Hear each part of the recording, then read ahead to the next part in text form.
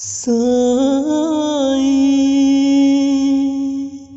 सबका मालिक एक।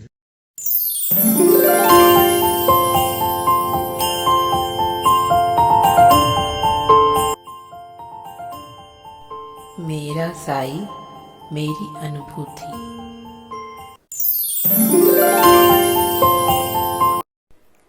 Om Sai Ram to all.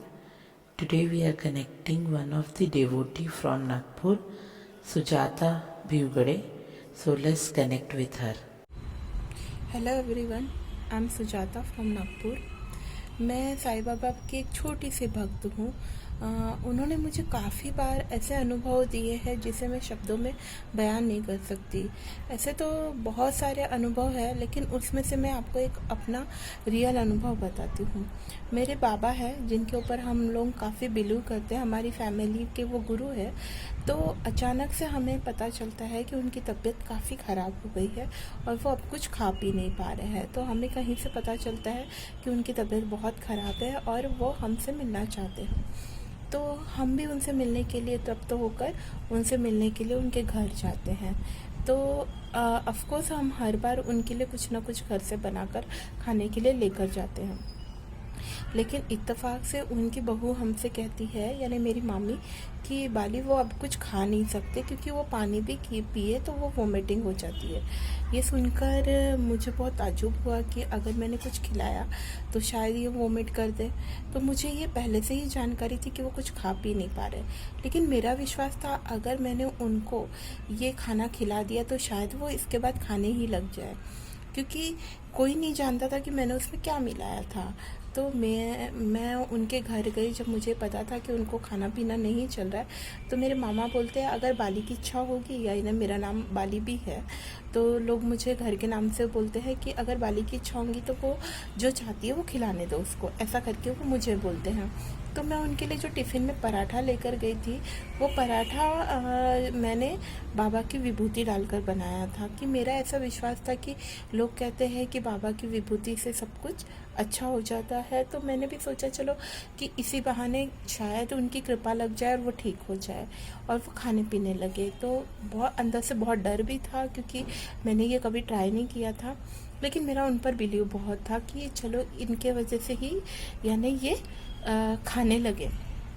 तो मैंने उस पराठे को बनाते टाइम वो विभूति उनमें मिक्स कर दी और वो आटा गूंदा, और इस विश्वास से कि शायद उनकी कृपा उनको मिले और वो खाना पीने लगे और वो स्वस्थ हो जाए। मेरे दिल में और कोई इंटेंशन नहीं था, सिर्फ उनके खाने पीने के लिए ही।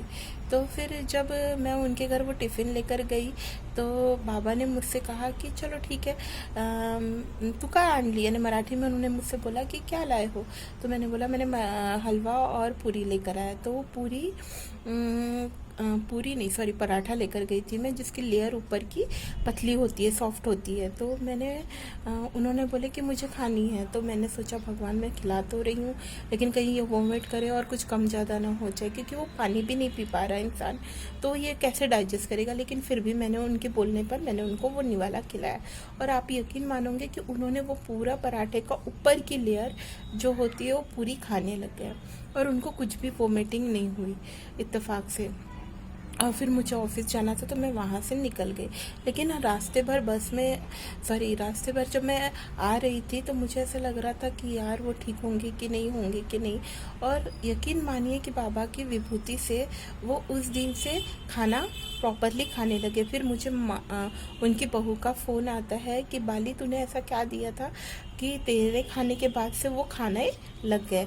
तो ये एक अनुभव है कि जब बाबा की रहमत किसी को पहुंचनी होती है और उन पर उनका विश्वास होता है, तो वो किसी न किसी रूप में अपना काम कर देते हैं, और वो उस दिन से आज तक बराबर प्रॉपरली खाना खा रहे हैं, और वो आज भी 90 या 95 के ऊपर की एज में भी सर्वाइव कर रहे हैं।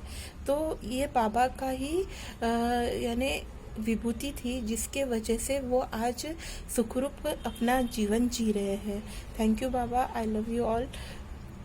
और आपने मेरा अनुभव सुना, इसके लिए मैं तहे दिल से आपका शुक्रिया अदा करती हूँ। बाबा का और एक अनुभव है, जब मैं ऑफिस में थी तो सब लोग ऑफिस से शिरडी जाने के लिए ट्रिप जा रहा था हमारा, लेकिन किसी वजह से मेरे घर में से मुझे परमिशन नहीं मिला था कि मैं शिरडी जा पाऊँ, क्योंकि सारी लड़कियां थी और मुझे घर से परमिशन नहीं मिली थी। तो मुझे बहुत बुरा लगा कि यार मुझे जाने का मौका नहीं मिला। उसके कुछ दिन बाद ही ऐसा हुआ कि हम लोगों का शिरडी जाने का प्लान हुआ। तब भी मुझे छुट्टी नहीं मिल रही थी, तो वो सर ने मुझसे कहा कि अगर तुमको छुट्टी चाहिए या जॉब छोड़नी पड़ेगी। तो मैंने बोला ठीक है, कोई प्रॉब्लम नहीं है, आप मैं जॉब से रिज़ाइन कर देती, लेकिन मुझे इस बार तो कैसे भी करके शिरडी जाना है, क्योंकि बाबा का बुलावा है और मुझे इस बार जाना है, चाहे मेरी जॉब रहे या ना रहे। आप यकीन मानेंगे कि मैं शिरडी गई अपने फ्रेंड्स के साथ, और रिटर्न आने पर मुझे वो जॉब तो रही नहीं, लेकिन उसके बाद में मुझे एक अच्छी जगह जॉब मिल गई, जो कि मेरी लाइफ की सबसे बेस्ट जगह में जॉब थी, गैलेक्सी सॉफ्टवेयर कंपनी में। तो यानी कि बाबा पर जो विश्वास करता है उसे कोई बात की चिंता करने की ज़रूरत नहीं होती है। आप जैसा विश्वास रखोगे आपको वैसा ही फल मिलेगा। तो आप बाबा पर विश्वास रखिए। उनके अनुभव बहुत सारे हैं, जैसे कि देखिए छोटी सी बात है, शाम होते ही मेरे घर में मैं अगर 7 बजे दिया बत्ती नहीं करती हूँ या कभी गपशप में या कोई फ्रेंड सर्कल के साथ बैठी रहती हूँ, तो ऑटोमेटिकली बाबा को ये पता होता है कि शाम का टाइम हो गया और मैंने दिया नहीं लगाया तो पूरे एरिया की ही लाइट गुल हो जाती है। अगर समझो मैं खाना खा रही हूँ और मेरा रोज़ तो मैं नैवेद्य नहीं चढ़ा सकती, लेकिन फिर भी मैं जो भी खाती हूँ पहले उनको खिलाती हूँ। अगर मैंने इत्तेफाक से उनको वो निवाला नहीं खिलाया तो मुझे वो खाना खाने ही नहीं देते हैं, यानी वो मेरे खाना खाते ही पूरा वोमिट हो जाता है या अनसुटी चले जाती है, जिसकी वजह से मुझे ये याद आता है अरे बाबा मैं तो आपको खाना खिलाना ही भूल गई। समझ रहे हैं? यानी ये ऐसे छोटे छोटे अनुभव है जिसके बल पर बाबा आपको ये संदेश देते हैं कि वो किसी न किसी रूप में आपके साथ हमेशा है। लेकिन ये अनुभव उन्हीं लोगों को होते हैं जिनका बाबा पर अटूट विश्वास होता है। दूसरी बात ये है कि अभी इत्तेफाक की बात है, थोड़े दिन पहले ही मैं अपनी मम्मी के लिए हॉस्पिटल से दवाई लेने जा रही थी। रास्ते में काफ़ी रेती पड़ी हुई थी और मैं गाड़ी हाथ से ही लेकर जा रही थी, लेकिन ऐसा एक पल आया कि पूरी गाड़ी डिसबैलेंस हो गई और मैं पूरी तरह गिरने लगी थी। और जैसे ही मैं गिरने लगी तो मैंने तुरंत बाबा का नाम लिया कि बाबा प्लीज़ बचा लो, अब तो मैं गई काम से। तो अचानक से गाड़ी अपने आप बैलेंस में आ गई और मैं सीधे खड़े हो गई और मैंने बोला कि आज तो मैं मरते मरते बची है। पूरी गाड़ी मेरे ऊपर ही गिरने वाली थी और वहाँ कोई भी भरी दोपहर में था नहीं जो मुझे वहाँ से उठाने या बचाने आता। तो ऐसे कई सारे अनुभव है। जैसे और एक अनुभव है कि जब मैं गाड़ी ड्राइव करके जाती हूँ तो मुझे गाड़ी में ट्रैफिक में गाड़ी चलाने से मुझे बहुत बहुत डर लगता है और मैं पैर नहीं रोक पाती हूँ। ये मेरा एक प्रॉब्लम है पर्सनल, जिसकी वजह से मैं गाड़ी चलाती तो हूँ लेकिन डर डर के चलाती। तो जब भी मैं गाड़ी चलाती हूँ तो मैं हमेशा ये बोलती हूँ बाबा मैं गाड़ी ड्राइव नहीं कर रही, आप ही गाड़ी ड्राइव कर रहे हो और आपको पता है कि सामने क्या है। तो ऐसा हमेशा होता है कि ट्रैफिक जहाँ पर भी कॉर्नर होता है जहाँ मुझे टर्न होना होता है, तो मैं ये सोचती हूँ बाबा कि वहाँ पर से गाड़ी के पास में कोई ट्रैफिक में ज़्यादा भीड़ ना हो जिसकी वजह से मैं गाड़ी से डिसबैलेंस हो और गिर जाऊँ।